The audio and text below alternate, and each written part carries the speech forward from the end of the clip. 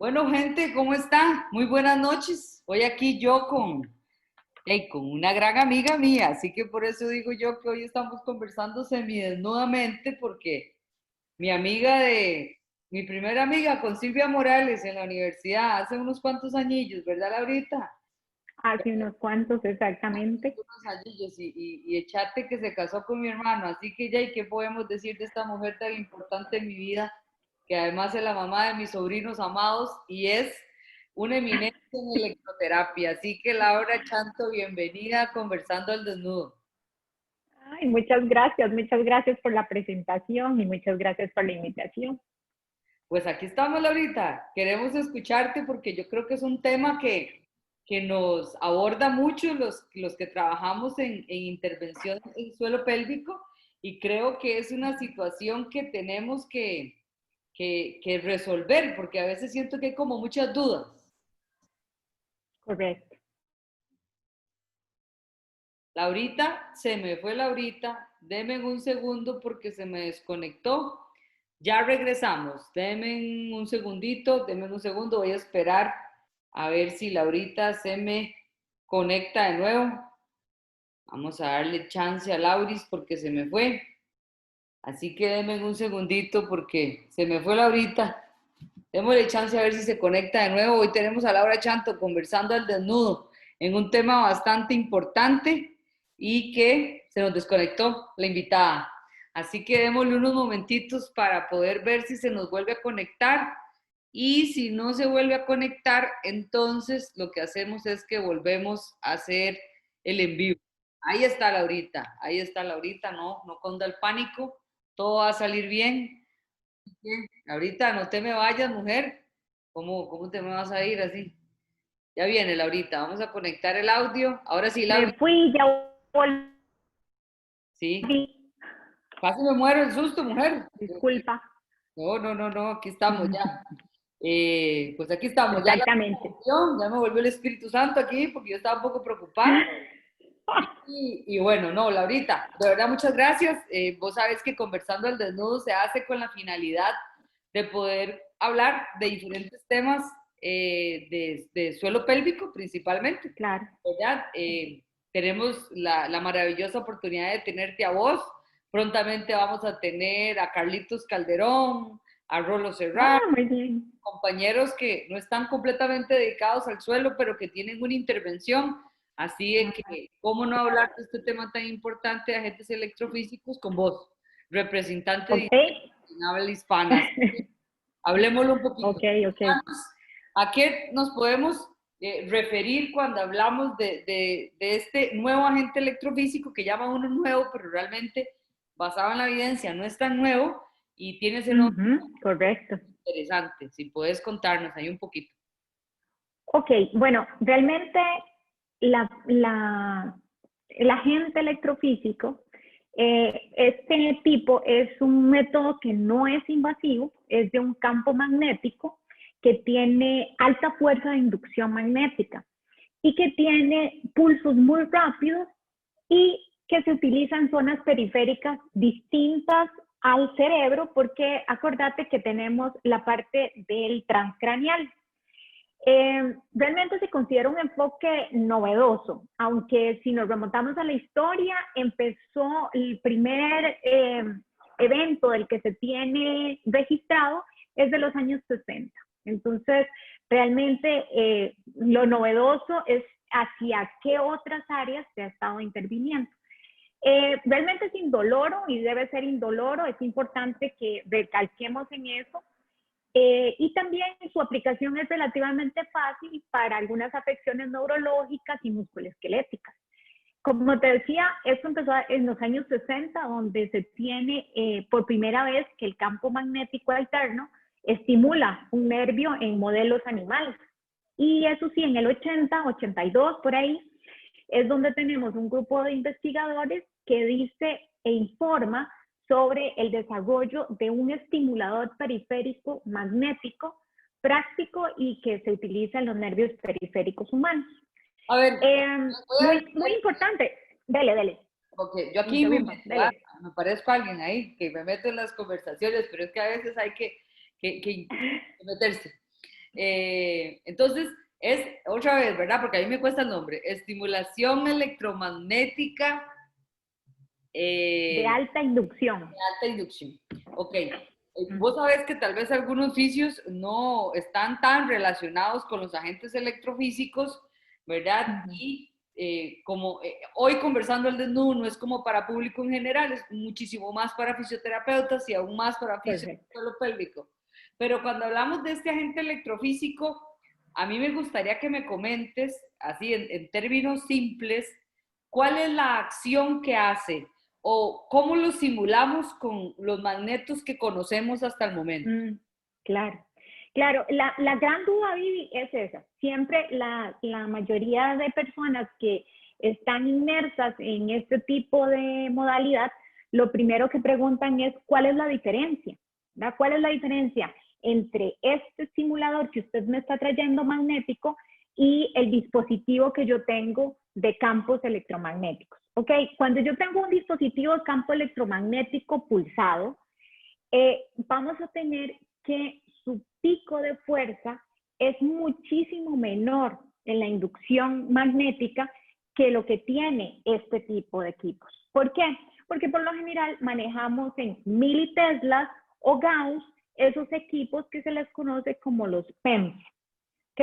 Que eso es el dispositivo de campo magnético pulsado tradicional. Ahora, ¿cuál es la gran diferencia? Imagínate que estos puedo llegar entre 1 y hasta 2, 2.5 Teslas, ya no militeslas, Teslas, ¿ok? Entonces, esa es su principal diferencia. Por eso es que se le conoce como de alta inducción, ¿ok? Okay. Eso es de lo más importante porque, claro, la diferencia es fundamental para conocerla y para poder entender qué es lo que él hace. ¿Okay? Pero yo podría decir Ahora, entonces que tiene los, no, pues estoy hablando como alguien que no conoce nada, ¿verdad? Vamos pues algo conoce uno, ¿verdad? Pero lo que estoy tratando de hacer es para hacerte preguntas simples, ¿verdad? Nosotros ajá, con el campo electromagnético pulsado de baja intensidad vamos a tener dos polos, en este equipo no los hay, solo va a haber un electrodo con una salida, ¿cierto? correcto, correcto.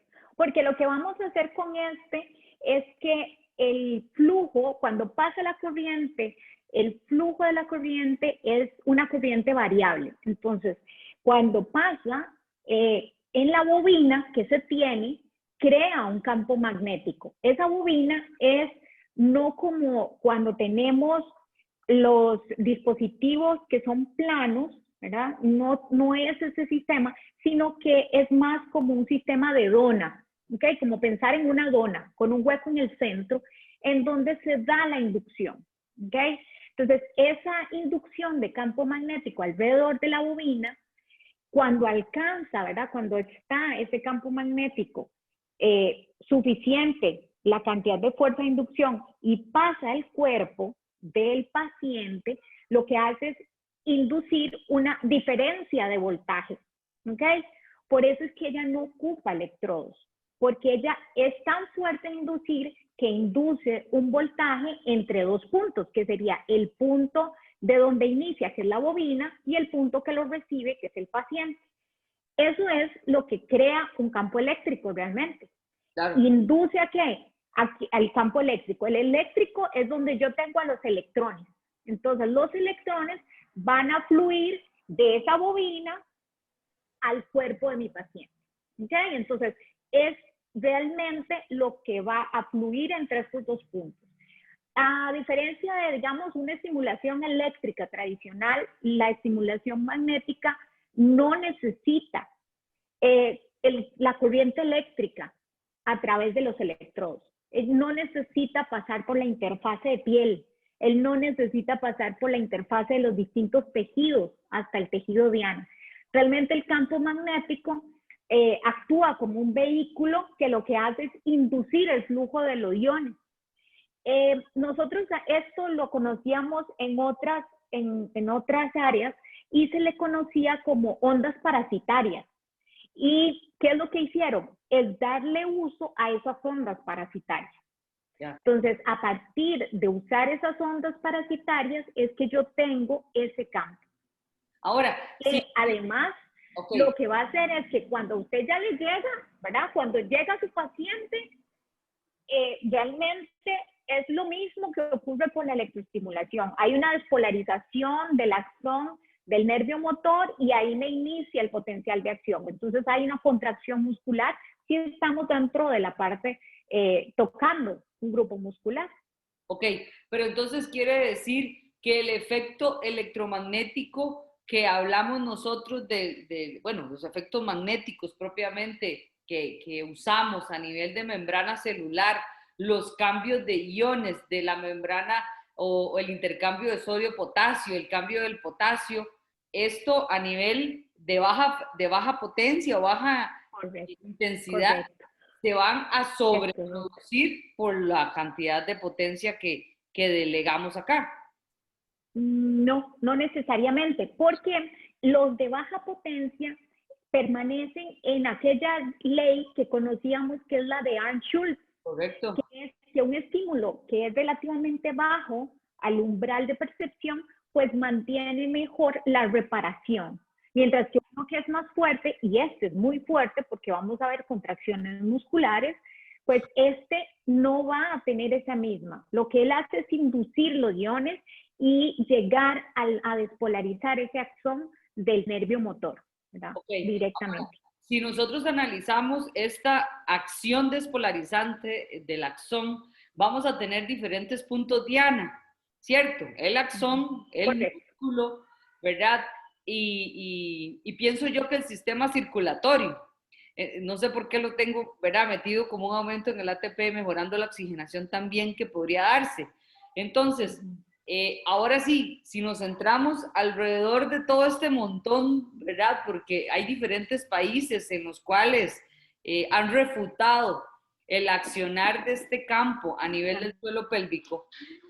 Yo en lo particular, como profesional del suelo pélvico y especialista en ejercicios físicos también, creo de que es un error de mercado, ¿verdad? Y un error en la hora de introducir un agente electrofísico que puede ser certero en su uso con una dosis adecuada como toda la vida.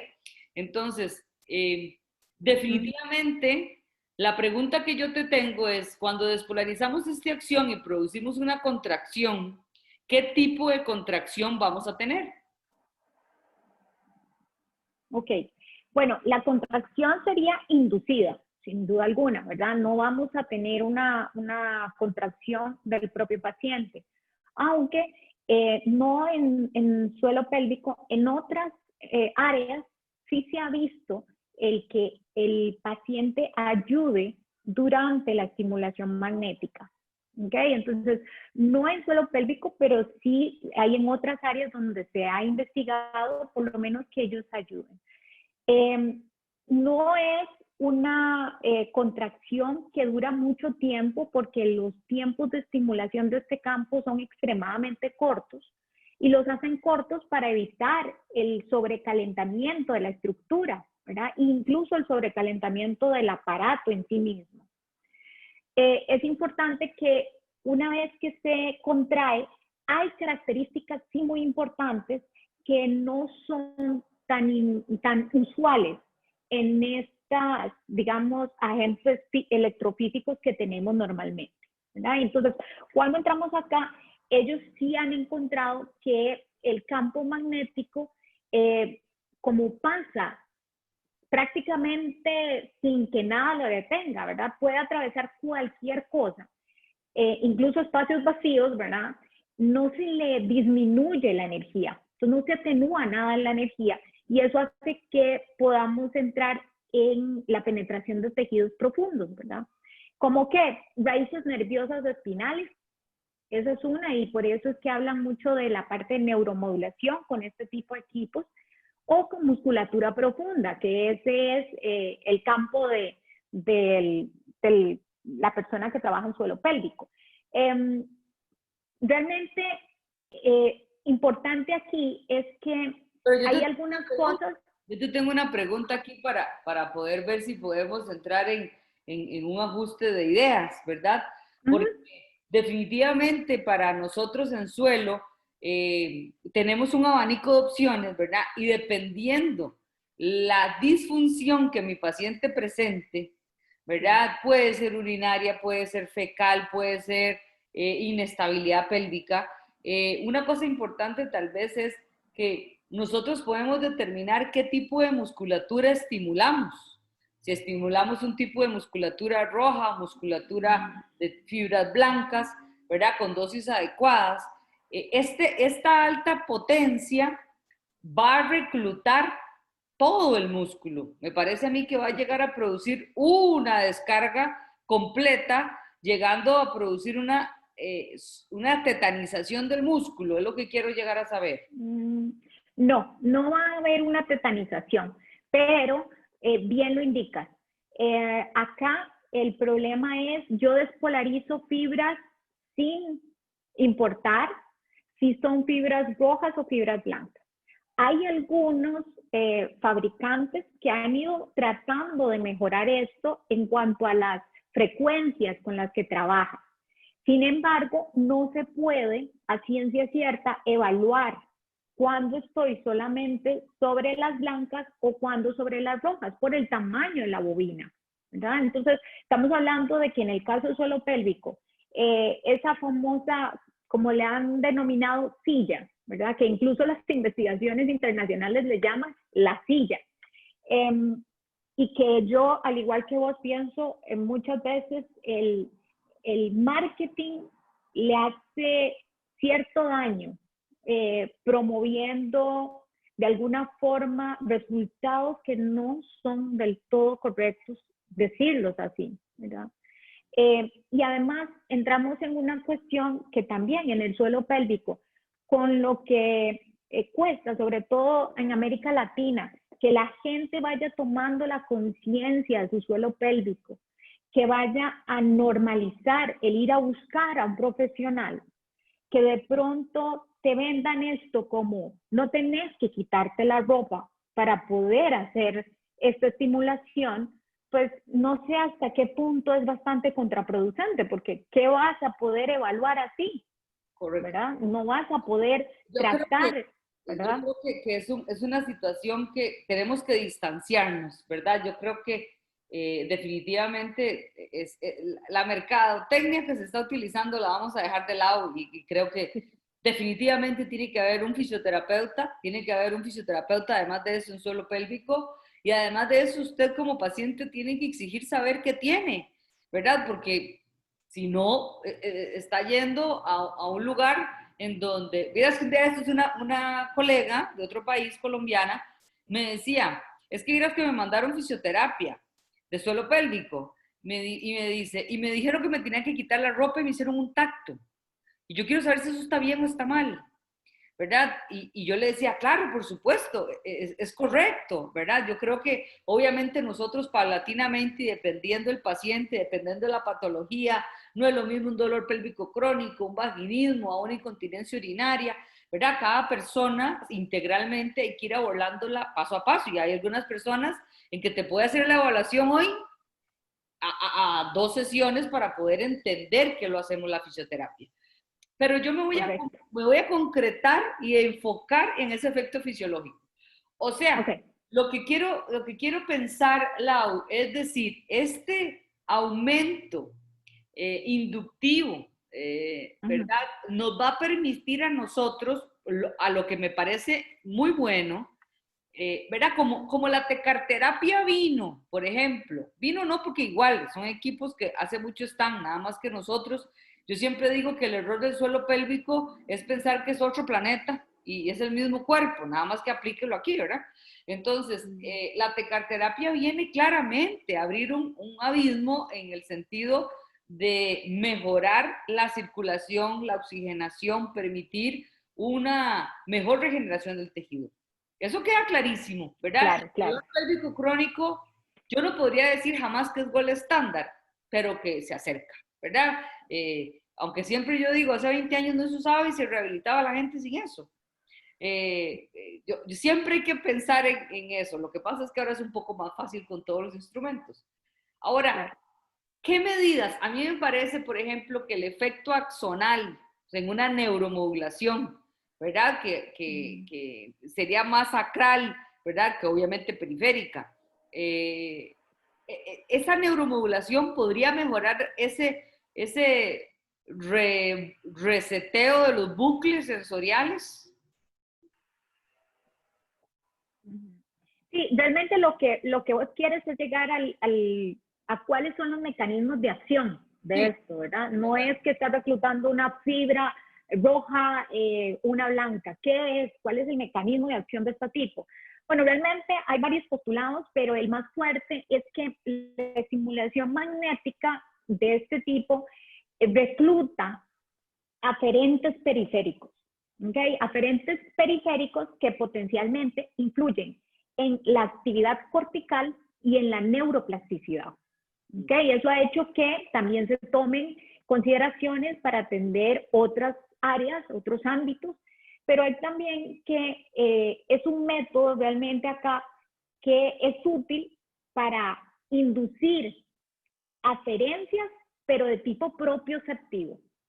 ¿Okay? Entonces, aquí estoy induciendo aferencias propioceptivas en esos receptores particulares que ya han demostrado que aumenta el control motor de los pacientes en algún tipo de patología. ¿Okay?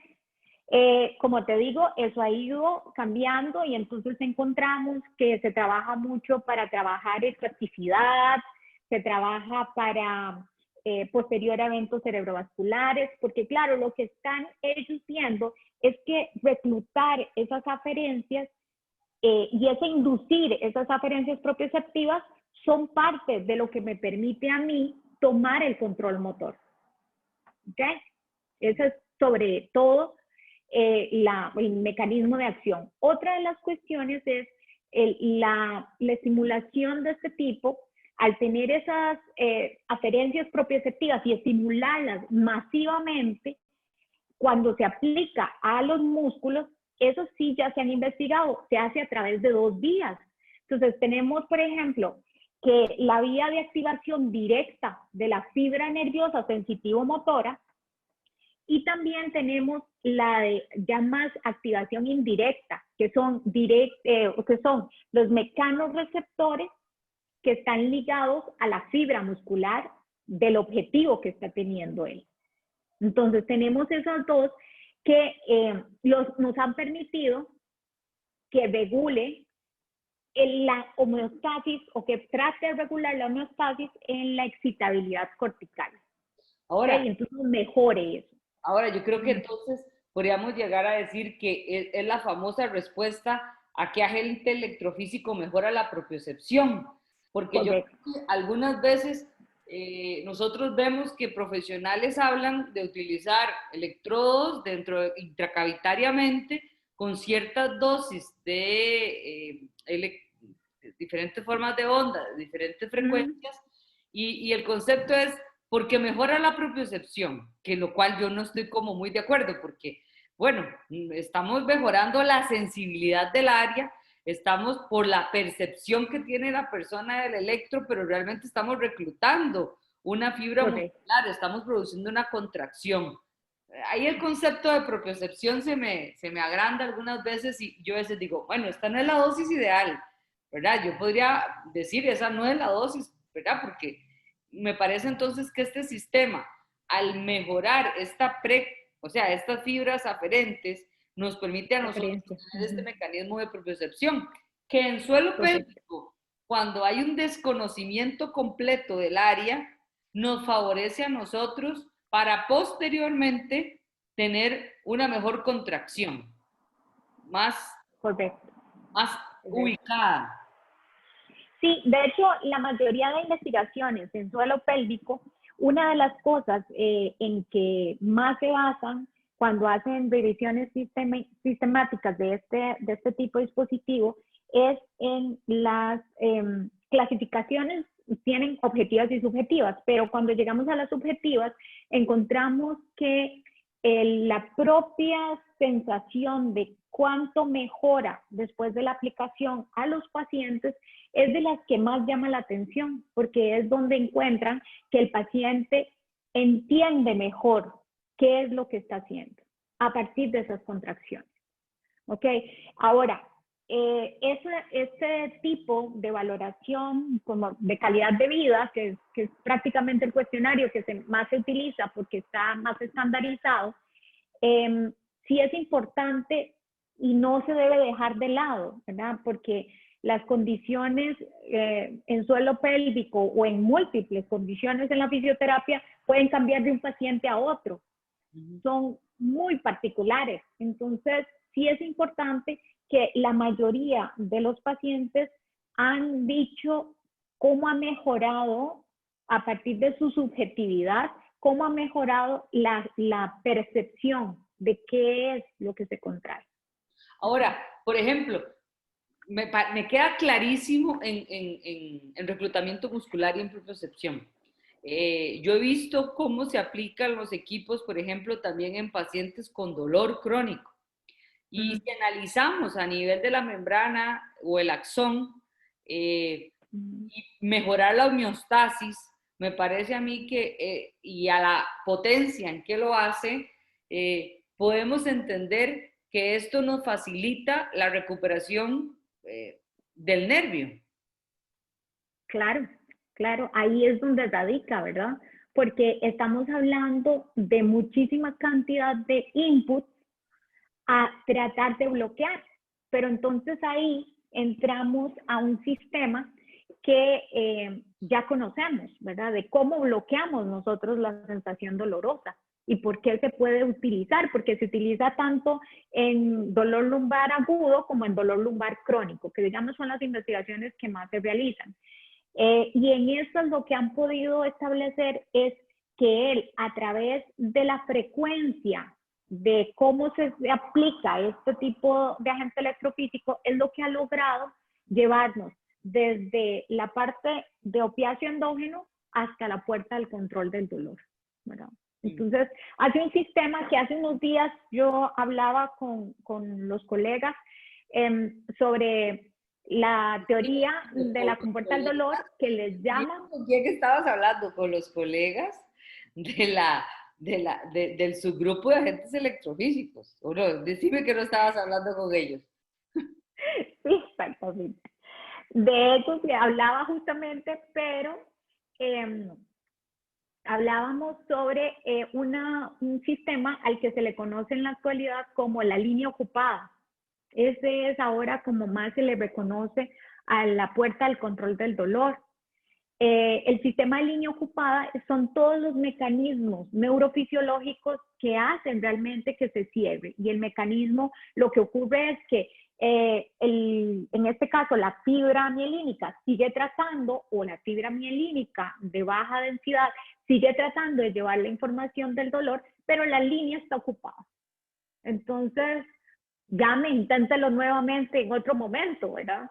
¿Y quién ocupó la línea? La línea lo ocupó este tipo de agentes electrofísicos, ¿no? Ok, entonces estamos bastante claros. Yo creo que hemos tratado de aclarar las dudas y ojalá que si alguien tiene alguna duda más en suelo pélvico nos la pueda saber.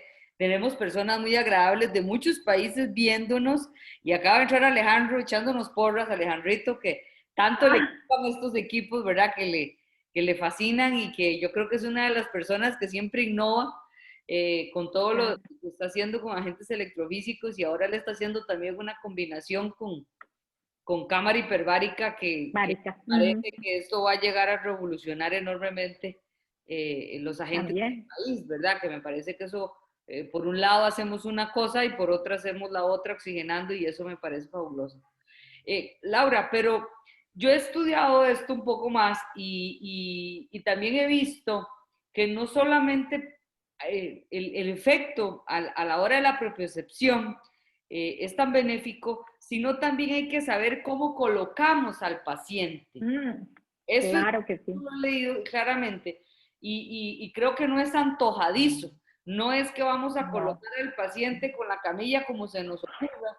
Creo que hay elementos que hay que tomar en cuenta fundamentales para que haga efecto. Sí, correcto. Por ejemplo, algo que es importante porque suelen preguntarlo y seguramente lo has escuchado, que es la parte del calentamiento. ¿verdad? Y sobre todo de estos dispositivos y el calentamiento. Realmente cuando se evalúa, cuando se va y se pone a evaluar los modelos distintos de distintos fabricantes, realmente el aumento de la temperatura se ve afectado por múltiples situaciones. Una es el tipo de bobina que se usa, ¿verdad? A veces el tipo de bobina, dependiendo del material, el sistema de refrigeración que tiene, ¿verdad? Yo sí sé que FDA, por ejemplo, en 1998, que tuvo las primeras, aprobó el primer uso de estos dispositivos, no eran para suelo pélvico, pero los aprueba y utiliza sistemas de enfriamiento a través de agua y a través de aceite. Pero ya más recientemente y sobre todo en suelo pélvico, este tipo de bobina ha ido cambiando y ahora se utilizan algunas con núcleo de hierro. Eso te puede decir, ¿verdad? Que esa sillita no va a ser muy fácil, ¿verdad? De manipular, porque estamos hablando de un núcleo de hierro. Pero ¿cuál es la idea de un núcleo de hierro en una bobina? Es que su punto de fusión, el punto de fusión de hierro propiamente es muy alto, entonces no permite que se caliente tanto. Entonces, el tipo de bobina es muy importante porque cuando nosotros escuchamos, hay fabricantes que ofrecen bobinas en forma de 8 y hay fabricantes que ofrecen bobinas que son circulares, que tienen una forma más circular y las dos están bien, solamente que hay que saber que el tipo de bobina y el tipo de enfriamiento que tiene el equipo, conocerlo de antemano. Ahora, La otra parte, perdón, los que tienen brazos móviles. hay algunos con brazo móvil, hay algunas que yo puedo separar el aplicador del brazo móvil, ¿verdad? Esa también es parte de su sistema, ¿verdad? Cómo llega hasta allá para inducir la corriente, ¿verdad? La otra es la posición, que como bien lo decías, las posiciones del tejido objetivo en relación a la bobina, porque no es llegar más crítica tiene en la actualidad. Vieras que la silla de suelo pélvico ha sufrido ciertas modificaciones en los últimos años. Realmente acá en el mercado no vemos, al menos en el nacional no lo vemos, pero ya ha ido cambiando la posición de la silla.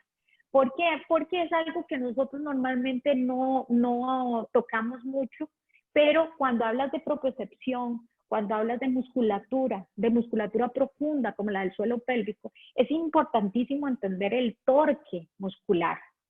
Y el torque muscular no lo vamos a ganar si yo acuesto a mi paciente, tomo un inductor de este tipo y se lo llevo en la camilla acostado al paciente. Por más que lo pongas en una posición ginecológica, no estás haciendo el efecto. ¿Por qué? Porque yo necesito buscar el torque y el torque se va a dar en el momento en que entra en la contracción, pero entran otros mecanismos, como toda la parte de la pelvis. ¿Qué hace la pelvis cuando está en esa posición? Entonces, incluso ahora se están utilizando sillas que son un poco más robustas, en donde lo que hacen es cambiar la posición al paciente, ¿verdad? Inducen, pareciera más bien, ¿verdad?, como un simulador en donde te inducen las distintas posiciones para poder ejercer más contracción y más control sobre esas fibras dependiendo de la posición en la que está, ¿verdad? Son cosas que tal vez se han considerado con la electroestimulación, pero con este sistema pues es muy usual que uno escuche, no, lo que voy a hacer es que voy a acostar al paciente de cúbito lateral y le voy a poner el sistema.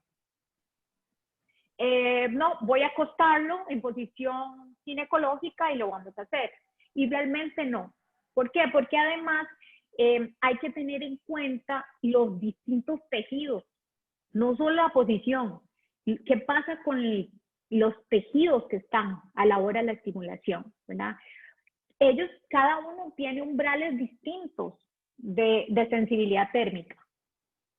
Y ahí entramos en donde ustedes sobre todo conocen la parte de cuánto puedo yo, y ahora que mencionabas, por ejemplo, la radiofrecuencia, cuánto puedo yo llegar ahí a la temperatura, ¿no? ¿Cuándo es el momento en que ya debo parar o cuándo es el momento en que todavía no está, ¿verdad? Bien, La gente dice, bien dada la... es que esos equipos suenan. Y yo, sí, sí suenan, pues suenan. Sí, Yo, sí, suenan.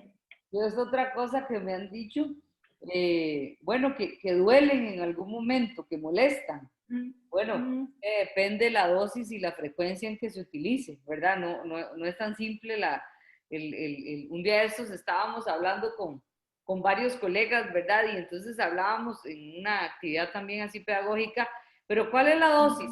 Pero ¿cuál es el protocolo? Y yo creo que ahí es donde la fisioterapia da un salto en el momento en que usted tiene que tener esa ventana terapéutica que grandemente habla el maestro Tim Watson, en que tiene que haber una adaptación a cada una de las personas, ¿verdad? ujú. Acordate, la ley de requisitos de oro, Exactamente. ¿verdad? Yo no puedo escoger. ¿Qué pasa si yo pongo, por ejemplo, unos parámetros de estimulación? En este caso, unos parámetros de estimulación en donde yo me guío por una contracción. Por ejemplo, en un estudio de este año sobre incontinencia fecal idiopática, el manejo sobre este sistema, los 10, se utiliza el nivel y el mismo autor les dice, el mismo investigador dice, mire, la forma de saber cómo llegábamos, en algunos tuvo que ser mediada por contracciones, y contracciones, te estoy hablando de los dedos del pie, en donde entran en contracción y así saben que están. Claro, porque están desde las raíces sacras. Claro, Entonces, la forma para ellos verlo es, mira, el primer ortejo flexionó. Eso ya está haciendo el efecto. Entonces, encuentran que mucha gente no podía ni siquiera llegar a eso. ¿Y qué es lo que ocurre? Que cuando pones eso, el equipo tiene que ir viendo las duraciones del pulso. Y si las duraciones del pulso son para poder mantenerte esa fuerza de inducción son tan cortas, puede ser, y te acuerdas de aquella gráfica de las curvas de Haussmann que nos decía que si son extremadamente pequeñas las duraciones, pero son muy altas, ¿qué ocurría? Empezamos a tener una sensación a ciertas fibras mielínicas que llevan dolor. Entonces, el paciente entra con dolor. No es porque se estimula la fibra C, no, no, no. La fibra C está allá, arriba y a la derecha. Las de Haussmann, las pequeñitas, las mielínicas, que también llevan dolor, son las que son estimuladas porque a veces es mucha la fuerza de inducción con la que yo le pido al paciente trabajar. Entonces eso es muy importante tenerlo, ¿verdad? además las aplicaciones de estos equipos son muy cortas, ¿verdad? Sí, Algunas veces sí, son claro. pocos minutos, ¿verdad? De aplicabilidad. Bueno, ¿algo más Sí, que bueno. quieras comentarnos al suelo pélvico? ¿Alguna indicación sobre Ah, los equipos a tomar en cuenta? Bueno, te puedo decir que en suelo pélvico, por lo menos yo lo que traté, ¿verdad? Como esto era para suelo pélvico, traté de ver un poquito cuáles son, digamos, los lugares donde se ha utilizado más y el tipo de patologías que ya por lo menos están investigadas. ¿Okay? Antes de que lleguemos al plano de pros y contras, ¿verdad? Pero por lo menos que yo te pueda decir, están investigadas, pues si tenemos en lo que es la parte de estimulación electromagnética del tracto urinario inferior, ¿verdad? Eso es uno. Tenemos la parte de neuromodulación magnética para hiperactividad de vejiga. Y eso es algo Tenemos en la función de micción. Perdón, eso es súper interesante que te interrumpa porque ¿Cuál? hay muy poco. Ese segundo, el segundo, El de la hiperactividad de la vejiga.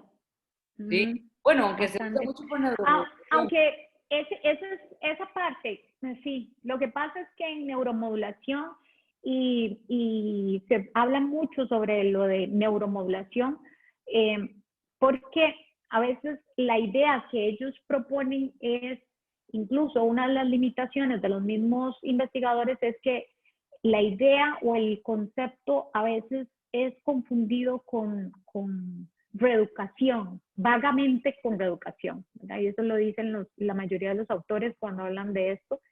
Y es importante saber dónde queda, ¿verdad? ¿Dónde es el límite de ese tipo? Sí, hay pocas, pero sí las hay. Y de hecho y muy interesante, hay un libro que habla sobre todo lo que son patologías de vejiga, en inglés. Es de hace ratillo, digamos que el 2010. Y ellos tienen todo un capítulo sobre esa parte de neuromodulación, de la parte de hiperactividad, ¿verdad? Pero entonces tenemos, También, ajá, dale, investigación en ok, tracto inferior, tracto urinario inferior. neuro. Tenemos en hiperactividad de vejiga, ¿verdad? Neuromodulación. Tenemos en la función de micción y la parte de neuromodulación en la micción, ¿verdad? Cómo modularla. Tenemos neuromodulación magnética en incontinencia de estrés y en incontinencia mixta.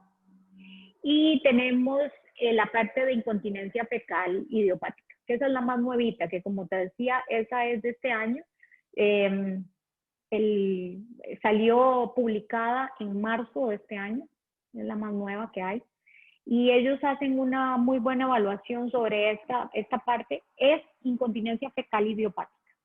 ¿Okay? No hay, digamos que mayor cantidad de pacientes que se utilizaron, ¿no? Que es Ahora, una de las cosas que siempre es en suelo pélvico, ¿verdad? Piden a veces una investigación con una cierta cantidad de grupos de la misma patología y hay una variabilidad bastante grande. y más o sea, en fecales es A, B, C o D idiopático, ¿verdad? O sea, como que hay. Exacto. Ahora, vámonos a los pros y los contras, así que lo tenías claramente. Ok, bueno, vamos a ver. Veamos lo primero, el pro. Uno de los pros que estamos teniendo con esto es que podemos estar seguros de que aparte de enviar una misiva al sistema propioceptivo muscular, ¿okay? Porque yo lo puedo medir. Y de hecho hay muy buenas mediciones con electromiografía, tanto de aguja como de superficie. Está también la otra parte, que es el contra. El contra es, mira, es muy difícil la portabilidad de este tipo de equipos, más para suelo pélvico, ¿verdad? No te voy a decir que en la parte musculoesquelética es fácil. La portabilidad de estos equipos es bastante complicada. No es algo que nosotros podamos ver muchísimo. Otro contra. Bueno, realmente yo diría que el otro contra, y lo ponen casi todas las investigaciones, es el costo del equipo, ¿verdad? El costo del equipo para lo que yo obtengo, el costo-beneficio. ¿Okay?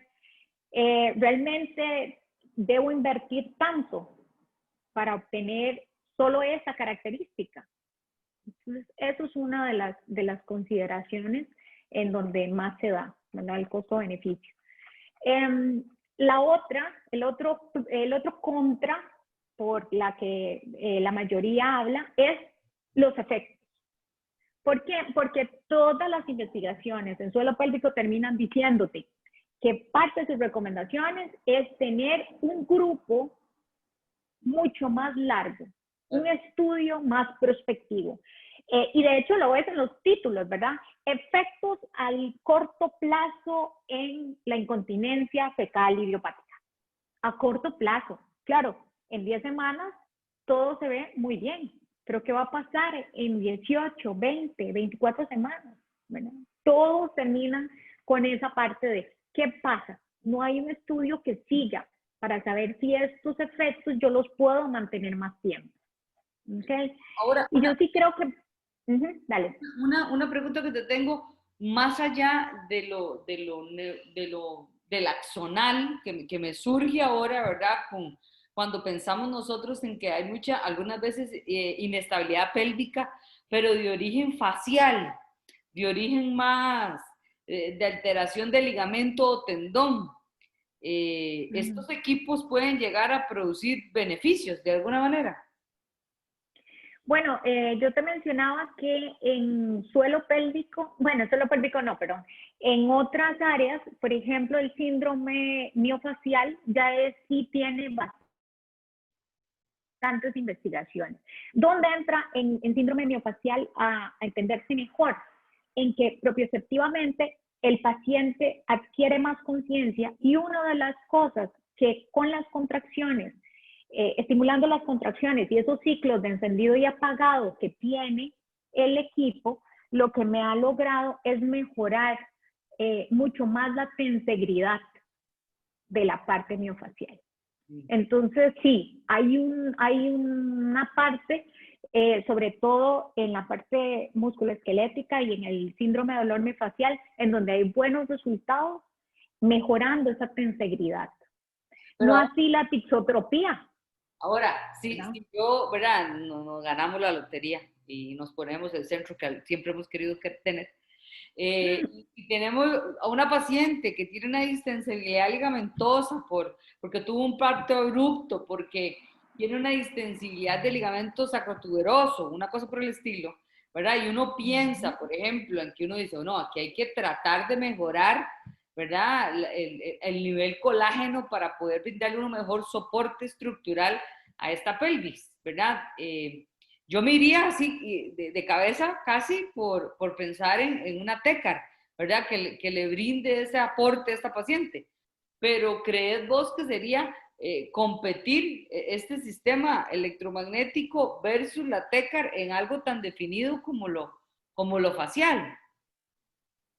No, no creo. Creo que más bien tu elección es la más usual y pareciera, ¿verdad? A todas luces que tienes mucho más cantidad de efectos biológicos sobre ese tejido con una tecarterapia, ¿verdad? Con una radiofrecuencia, ya sea resistiva o capacitiva.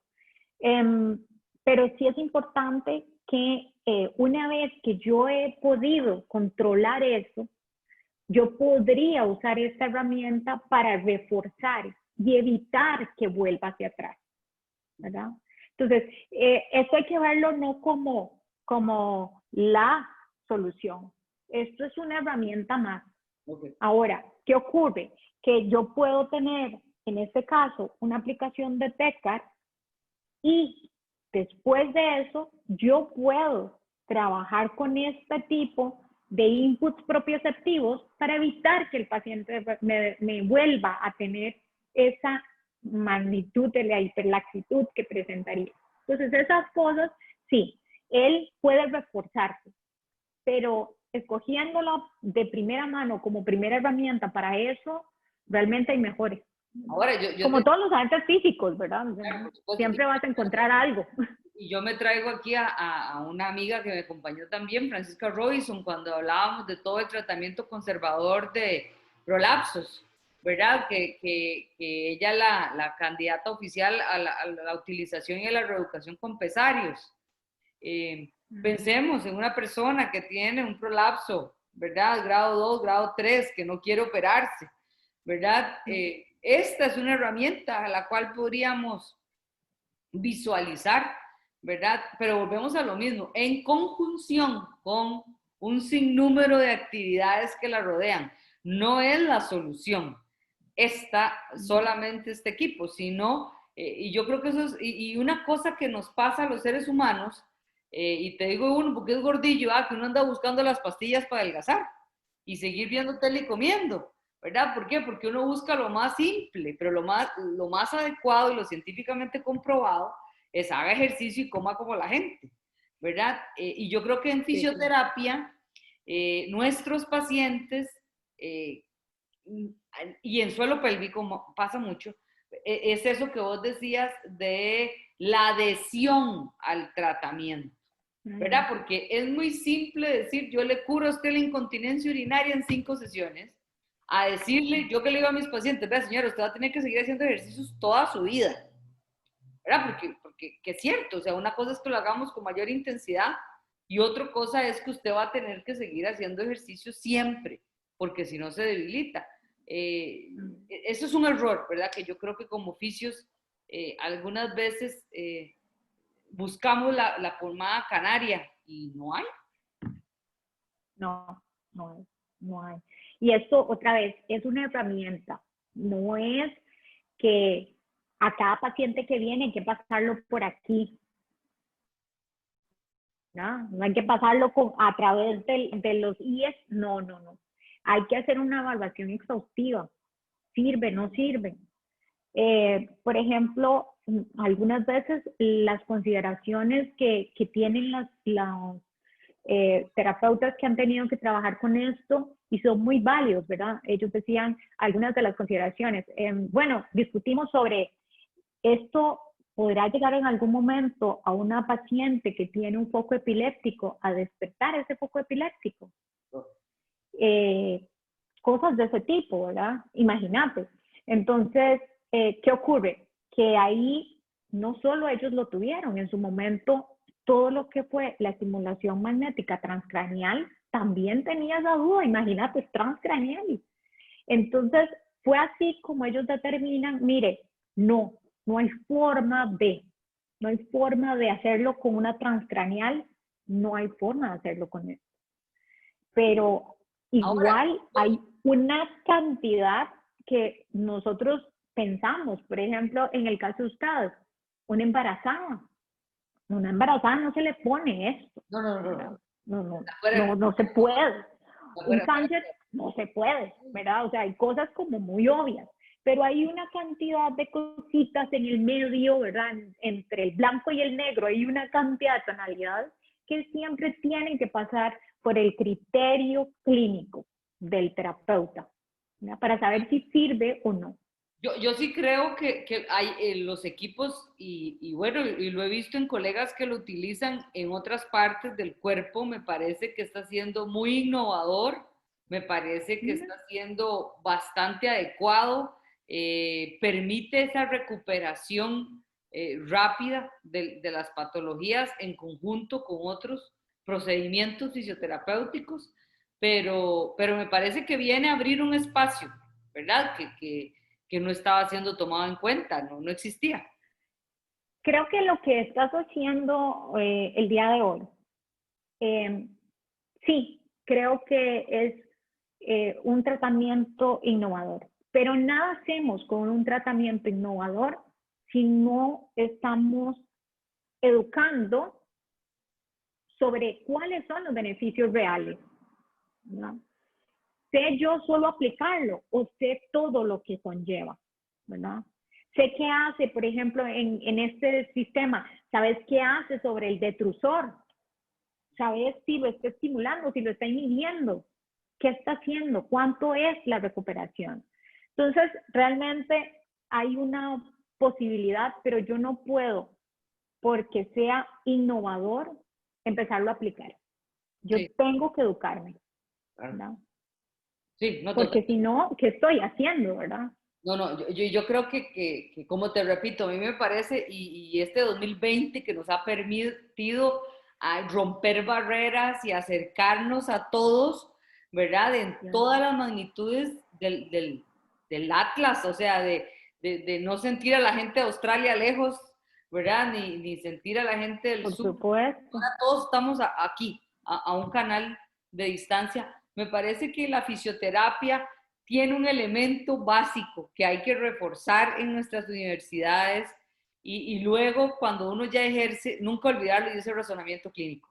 O sea, si a uno no le ponen, uno le pueden regalar todo lo que quiera, pero si usted no tiene razonamiento clínico, no lo va a lograr. O sea, eso me parece a mí que, y en fisioterapia de suelo pélvico, hay que entender que no es una moda, es una necesidad, primero que todo, y solo las personas que se sienten alejadas de la sociedad por pensar que huelen feo y por aislarse de su pareja, por no poder tener relaciones sexuales por dolor, por incontinencia, solo este grupo tan específico y que no habla, es el gran beneficiado en que nosotros estudiamos cada día más, pues. Claro que sí. Y son grupos que no son grupos pequeños, son muchísimos, ¿verdad? Son mucha gente que todos los días ve de reojo, así como hoy, la próxima vez, o voy a escuchar a tal persona que habló de, o ya en una reunión más familiar, eso no es tan extraño, ¿verdad? La normalización es lo que también permite que la gente vaya a buscar. Pero también el tipo de profesionales que somos, ¿verdad? Hablando claro, viendo las expectativas, qué expectativas tengo. Si yo a alguien de alguna forma le digo, mira, yo con esto te voy a curar, ojo, ¿verdad? Ojo, porque estoy faltando a mi responsabilidad como profesional, asegurando algo que ni estoy segura, ni la evidencia, ni las investigaciones me respaldan. Entonces, esa es una herramienta más de un abanico de posibilidades que tenemos y cada día crece más, pero cada día es más la responsabilidad de que nosotros nos informemos, nos eduquemos de qué es lo que estamos viendo, de para qué sirve, no de preguntarnos de una vez cuánto cuesta y cómo se usa, sino qué beneficios me trae, qué hay extra, puedo hacer lo mismo, ¿verdad? Sí. Hay investigaciones que te dicen, por ejemplo, en suelo pélvico, una de sus ventajas, y es algo que se menciona mucho, una de sus ventajas es no tener que pasar por el proceso de impedancia cutánea, que si pasa el electrodo. No tengo que pasar por la impedancia cutánea con esto. Pero, ¿cuál es el otro? Bueno, si mi paciente no es, y hay una de las cosas que se pide, pero no tiene la posibilidad de pagarme por sesiones de este tipo de estimulación electromagnética, ¿verdad? Yo tengo que buscar una solución. Y yo no sé por qué, pero yo sí te podría decir que el estímulo, porque algunas veces me he sentado, ¿verdad? El estímulo que se percibe, ¿verdad? Es completamente diferente al que uno puede hacer más segmentadamente. Me parece que son propósitos completamente, no distantes, cercanos, pero obviamente con objetivos distintos, ¿verdad? Y claro, bueno, claro, porque es lo que vas estás viendo. Nos estamos alargando, nosotros hablamos, sí, ya. tomamos vino, monta. Y nos echamos a hablar de estas cosas cuando el esposo de Rafa nos deja, porque si no nos regaña, no hable de terapia. Bueno, Laurita, de verdad, muchas gracias por hacer esto un sábado. Con mucho gusto. Con mucho gusto. Yo creo que es enriquecedor, siempre es importante que la gente comprenda y algo muy importante que aquí lo podemos decir con gusto, sin conflicto de intereses, ¿verdad? Porque algunas veces es muy difícil hablar de agentes electrofísicos sin conflicto de intereses y yo creo que aquí lo hemos hecho al transparente, al desnudo, libre. Como dice como el título. Exactamente. Bueno, muy buenas noches, amiga. Que estés muy bien. Buenas noches. Bien. Thank you. Gracias, chao.